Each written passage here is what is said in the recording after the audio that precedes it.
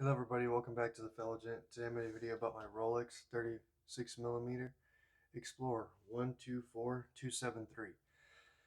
Just received this in the mail today, and this is what I basically traded in my Rolex Submariner for. So I basically wore a Rolex Submariner for an entire year and then just traded it in and didn't lose a dollar. I had a 114270 a long time ago. That was my favorite watch of all time. And when I saw this last year, the two-tone like this, and I thought, oh man, what a cool watch. Definitely want to get after it. So you can see here, still has the standard 9, 6, and 3. Only thing is, it's gold, and the light, it doesn't seem to turn like that. Sometimes you can't even tell that it's gold. I mean, I know that may sound crazy, but you can't even tell, and you can see it still has where it's sealed here. I haven't even taken this off yet.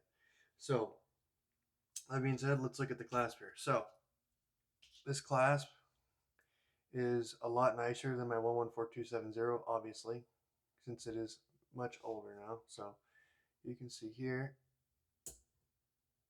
and then just pull it open. Now it doesn't have an extension in here, obviously, because it's not a diver. So it kind of has a different way of doing things in here than previous models, and that's perfectly fine. I never got to see any of the 39mm watches really. I have a friend that does have them, but I never really got to look at it. So it's something that I will say. Now, it is a typical Rolex Two Tone. As you can see this, it is a fingerprint magnet. It is an absolute fingerprint magnet, but do I care? Absolutely not. I love it. All right, so let's get into the caliber. So it's a 3230. This is a 70-hour power reserve. Okay, it's an absolutely fabulous watch, and I really do enjoy that. So this will last quite a long time if you decide to put it in a rotation or whatnot, and that's really cool. I like that a lot because I don't wear all my watches all the time. I wear them whenever I feel like it. So this is something really cool, and that's one thing I do like about these is there's no date on it. So you can just pick it up, wind it, pretty much stick it in a winder, and you're ready to go. And it's one of my favorite things about this. And you see it has a Mercedes hands here as well, and it's just absolutely beautiful in my opinion. This is extremely controversial when this came out, obviously, and in the comments, I'll probably be told that. So before you get down there and tell me that, I already know. But I like to wear gold, if you can't tell. So you can see my wedding ring is also gold. So I like to match metals, and with a two tone, it's a lot easier to match metals. So I actually have two sets. I have two sets of wedding rings. So I have a stainless steel wedding ring set, and I have a gold wedding ring set. So this makes it much easier to pair that. Depending on how I feel, I could just throw one or the other on, which is kind of cool in my opinion.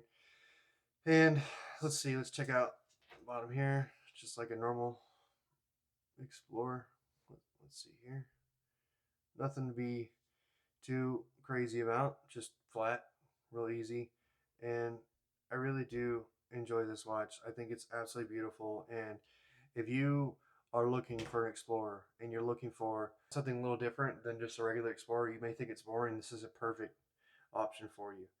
And please keep in mind, and I know this may sound petty, but please keep in mind, any first edition Rolex, anything, like if it's a two tone, if it's whatever it is, if it is a first edition, or especially one that is not liked, like this one was not really liked, the chance if they ever come here in a couple of years, which they've done with the Rolex Explorer a lot lately, if you've noticed, like within the last 10 years, they've modified it several times. So if this watch in 2 or 3 years, 4 years, 5 years gets modified in any way, there's only going to be so many of them because people didn't care much for them. And then you all know exactly what's going to happen to this watch. It's going to skyrocket because first off, 90 people bought it, and second off, it's a first generation. So I just find that really unique. I also have a Patek annual calendar, which I will leave as the end video to this video here. That is a first generation annual calendar, which is what I thought about doing with my collection is going with first generation, first that have been done in a certain line, and this would definitely be one of those things because obviously this is a Rolex Explorer. It's a two tone. They've never done that before. So if I haven't earned your subscription yet, hopefully today's the day that I earn your subscription. And for daily content, please follow me down in the Instagram page. And like I said, I will leave the end video to my Patek Philippe 5035J there, annual calendar. It's a black dial. And thank you very much, and y'all have a wonderful day.